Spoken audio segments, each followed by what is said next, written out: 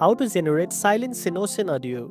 First of all, open Ocenaudio and load the audio file you want to edit. Once the file is loaded, take a look at the waveform and decide where you want to insert silence. To do this, click and drag your mouse over the section of the waveform you want to silence. This will highlight that part of the audio.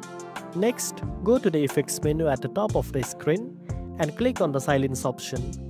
The highlighted section will immediately turn into silence. You will notice a blank space in the waveform where the sound used to be.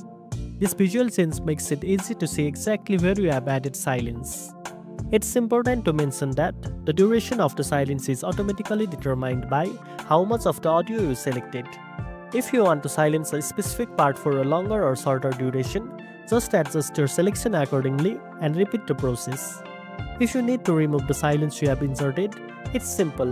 Just select the silent portion again and press the delete key on your keyboard, or go to edit and click delete. And that's it. Now you know how to generate silence in Ocenaudio. If you found this video helpful, don't forget to like, share and subscribe for more tech tips. Thanks for watching, and I'll see you in the next one.